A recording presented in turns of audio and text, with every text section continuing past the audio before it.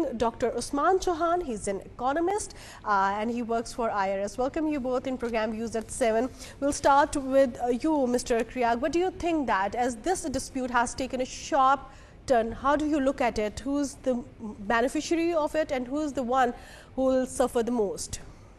Good evening and thank you for having me on the program. Yes, as you say, it looked like a done deal last week, but negotiations and the talks broke down quite spectacularly at the last minute on Friday.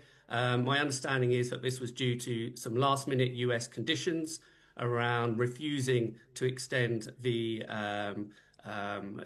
relief on auto tariffs to medium and heavy duty trucks. There were also measures from the US around which would impact on Canada's ability to agree its own trade deals with other countries, which were deemed to be unacceptable to Prime Minister Carney. So look, there's a lot of history here. There's a lot of very bad faith and rhetoric. You saw Prime Minister Carney referring to US signature as being increasingly written with a pencil. So look, I think it's going to be a very difficult and turmoil over the next few weeks. As you say, Prime Minister Carney has given himself a little bit of room for negotiation by not imposing the retaliatory tariffs until the 8th of September. So there is a chance for some negotiation, but based on the rhetoric of the last day or two, I'm not sure that's very likely. All right, well taken. So moving forward towards you, Dr. Osama, what do you think about that, Dr. Usman Chohan? We have seen there is a sharp dispute. The dispute has taken a sharp turn. And how significant, what do you think, is this renewed 50% tariffs economically, given the fact that it would affect almost $20 billion, which is roughly 5% of the Canadian exports to the United States. What do you think about that? How would it impact the Canadian industry and how would it impact the industry in US? Well, first of all, thank you for having me. When you hear 5% of Canadian exports, you might think that it's not a big number. That's because both countries do about almost $2 billion of trade a day. But the fact is that this is both economic and political. There are emotions involved. There are questions of sovereignty involved, which is why actually the deal was sabotaged by the United States. The other thing is that there are parts of Canada that are specifically more affected by the goods that are in question. For example, when you talk about lumber, when you talk about the auto sector, when you talk about, there are specific parts of Canada, specific microeconomies within a very large nation that are more affected. So Canada, when it sees that volume of 5%, it is thinking particularly of those communities, cities as being extra affected. And then there's the political side. On the political side, there is massive support for such measures in Canada. There's work that suggests, polls that suggest that 6 out of 10 Canadians want the country to respond dollar for dollar for this economic aggression by the US. And 80% of Canadians have a very unfavorable view of Donald Trump and about the administration. And they don't feel that it is a reasonable actor. So there is that other element of actually defending Canada against this outside aggression in the economic sphere. All right, so I'll pose this question to both of you, Dr. Usman, to you as well, Mr. Kriag, to you as well. I'll request Mr. Kriag to please comment on it, that who will bear the most, the greater economic loss or greater, who will, get impacted by that in a greater way, be it the loss, be it the benefit, Canadian exporters, American consumers, or the businessman on both sides of the borders? Well, absolutely both sides will suffer. There are no winners in this. Canadian exporters will immediately suffer because they lose significant competition in the US market, and US importers will pay more for Canadian goods, which of course will feed down into costs for US consumers, especially as you're heading towards the midterm elections in November. So that's something to keep a close eye on. Of course, you need to remember that the US Canadian systems are very closely integrated with integrated supply chains across multiple sectors. So the tariffs will actually effectively tax production on both sides of the border. In terms of who wins and who's going to win this trade war, look, Canadian exports to the US represent 70% of their total exports. US exports to Canada is 15%. So on the face of it, it looks like the US has more leverage. But the US is reliant on a lot of Canadian energy, oil and gas. So if the Canadians did want to not just go dollar for dollar, but really exert every leverage that they have, then it's going to be a very, very difficult and messy few months ahead with no winner on either side. All right, well taken. What do you think about that, Dr. Usman? Who will bear the most, loss from it, or who will be the beneficiary out of it? I think there's very few beneficiaries, if any, out of this sort of protectionism, because these are actually two arms within a larger economic system, the North American economic system. So if there's any gains, it's because the US administration, that's not an economic gain, but a political gain, is trying to say that it can tell other countries how to behave, and it is the master of the empire. But that is not worth it. For Canada, it will be the exporters who will be hit initially, but the actual price paid will ultimately be the American consumer. So in terms of, like, this is basic economics. You learn that when you put these artificial barriers to trade, you create problems, and you get a consumer loss, a welfare loss that is just basically dead weight loss. You can't recover that. That's just an inefficiency you've created. So overall, it's bad for both sides. Canadian exporters will take the first hit, but then the American consumer will take the larger second hit, because these are two parts of the same larger continental system. All right, moving forward towards you, Mr. Kriag, what do you think that the Canadian Prime Minister's decision to retaliate for, dollar for dollar economic strategy, how do you look at it? Is it a realistic or a practical strategy by Canada or not? Or is it just another move to create the frustration in the economic environment of both the countries? Well, it's certainly a very risky strategy, I'll say that. The only other country to challenge the US in this way spectacularly on a trade deal with China, but China, of course, has significant leverage in terms of its rare earths. Canada doesn't have that to the extent that China does, but it certainly does have leverage in terms of its energy exports. I think, look, it's going to be risky. I think it's a very calculated political decision. As we've heard, he has popular parliamentary approval from across all parties in Canada. He has got public approval to do this measure, and he was elected on exactly this basis, to stand up to President Trump. So that's what he's doing. You've seen, a groundswell of popular Canadian outrage and anger at some of the language and rhetoric that the US has used over the last 18 months. References to Canada being the 51st state of America. You've seen a lot of Canadians cancelling travel to the US. They're banning the sale of US alcohol in Canada. They're booing American teams in ice hockey, and 250,000 people have signed a petition for the US ambassador to Canada to be told to leave the country. So we should not underestimate the political and popular support that President Carney has. So it's a political risk, it's a political gamble, and it's not one I think he wanted to make. So what do you think? Would it, escalate or trigger broader US-Canada trade war and affecting the automobiles there, affecting the agriculture and the other things between the two countries? What do you think about that? Yes, I think that's an increasingly likely risk. If you'd asked me a week ago, I would have said it was very unlikely. But based on the events of Friday, and more importantly, based on some of the language that's been used by Prime Minister Carney about references to a trade war, the language used by the US Trade Representative Jameson Greer in response about saying the US will retaliate if Carney goes ahead with imposing Canadian retaliatory tariffs on the 8th of September. So the signs are that, yes, this will escalate, and it could easily escalate into sectors that would have a much wider economic benefits, particularly, as you say, on autos, steel, agriculture and energy. But as I say, Carney has given himself a couple of weeks negotiating room to see if there can be a deal to be done. So I would not rule that out at this stage.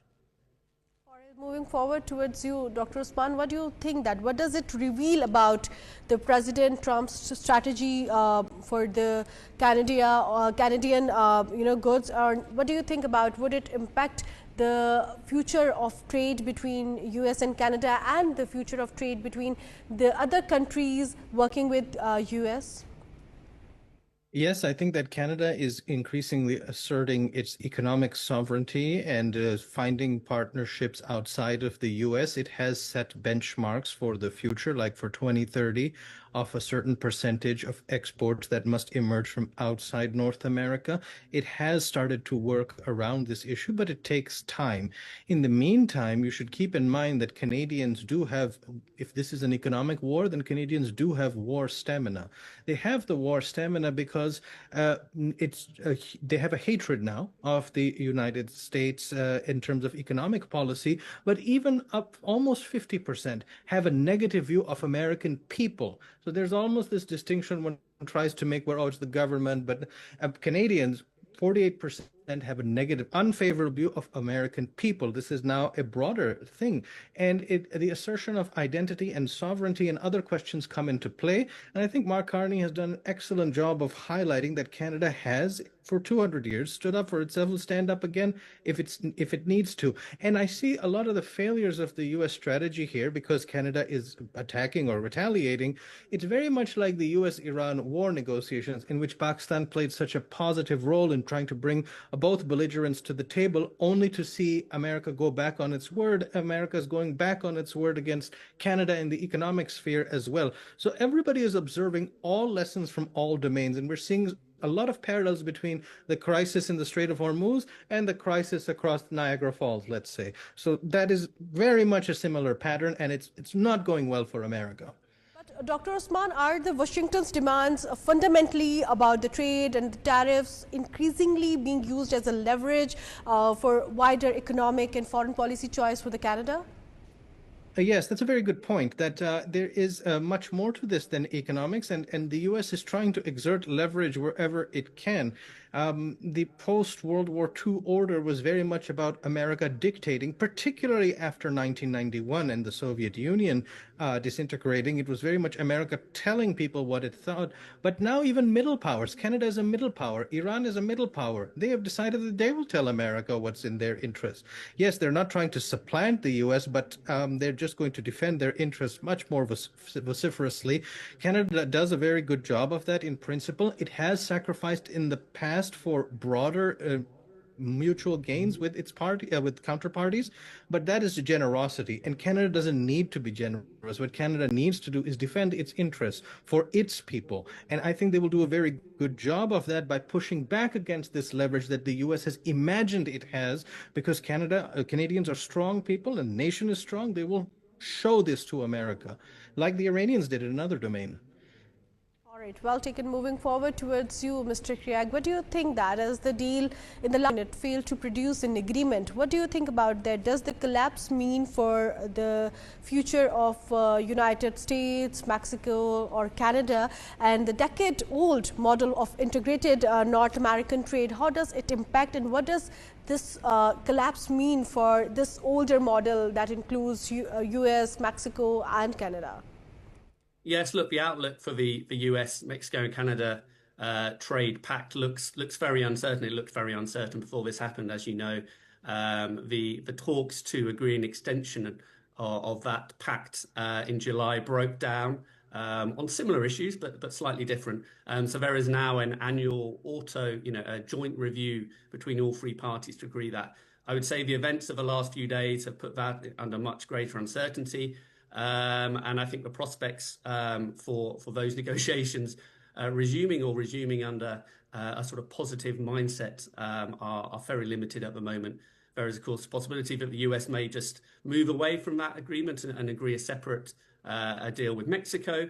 But for the moment, I would say the prospects for the US, Mexico and Canada pact look very difficult and very volatile. And I think even if there is an agreement that can be made, I think what has happened over the last few days has fundamentally undermined the assumption that it being part of that pact gives you an automatic and predictable access to the US market. That now has gone.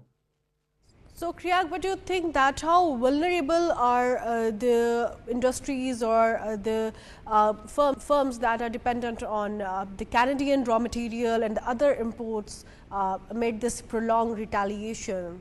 I'm asking about the US industries, US firms that are dependent on the Canadian raw material. How vulnerable they are in this scenario? Well, absolutely. I mean, they could be vulnerable. I think it's the way that Prime Minister Carney will decide how to target the retaliatory tariffs. He can be very clever and politically motivated and target sectors and industries in very marginal US states that are going to be affected or relevant to the US midterm elections in November. So I'm sure that's what he will do. He will target those that really hit hard to US interests and consumers in those states as a means of leverage, as a means of trying to bring back Trump and Jameson Greer back to the table. So although I'm not certain that he will use Canada's leverage on oil and gas because he wants to protect Canadian exporters. The measures that he has not announced in detail yet, but he's due to introduce by the 8th of September, I suspect will be very targeted and politically motivated to cause maximum damage, both politically and economically, to Trump ahead of those midterm elections. All right, well taken. Thank you so much, Mr. Kriag Patchett, for joining in Views at 7 and sharing your views with us. We were joined by Mr. Kriag Patchett, who is the Director of Trade and Geoeconomics, SC Strategy. Now, moving forward towards you, Dr. Usman, to bring in a different aspect of it when it comes to the US-Canada trade tariff or trade dispute. We have seen that it is shaped by the public discourse as well. Midterm elections are approaching, and we have seen there are a lot of issues, domestic issues inside US as well. So could this confrontation, it's a prolonged confrontation now, permanently change the public in the political attitude or discourse in Canada and the dependence of Canada on US? Yes, that's a very important question you have posed. I believe that it already has, because it would be one thing for the Canadians to have a dismal view of the particular administration, which is like 80% of Canadians have extreme distrust or hatred for the Trump administration. That's one thing.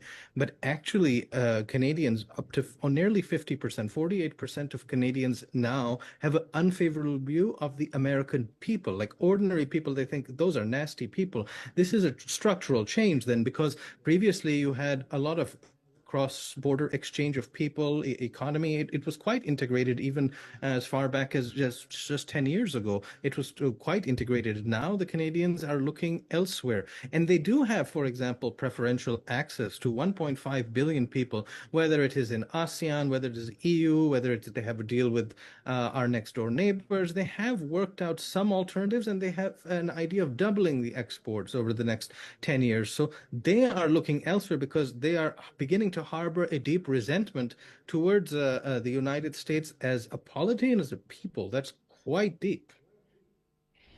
So, Dr. Usman, are we witnessing a strategic pause or temporary negotiating tactic, or the beginning of a renewed or long-term restructuring of US-Canada economic and strategic relationship?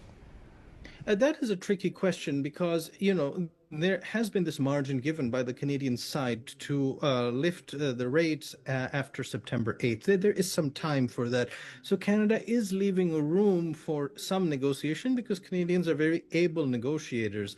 But at the same time, they haven't put aside the structural targets that they envisage, whether because of what happened last year, whether it is because of the aggression in the United States, but also the realization that the world is much bigger than just North America. There is so much commerce and engagement to be done outside of North America. Canadians have so many advantages. They have human capital, they have financial capital, they have a huge diasporas from around the world. Canadians just have to tap into all of their strengths. They simply didn't bother because they had this easy route with the United States for the past, let's say, 100 years. But if America changes structurally, then Canada will adjust accordingly because Canadians are very dynamic people, and they understand that there's now more to the world than just the United States, you see.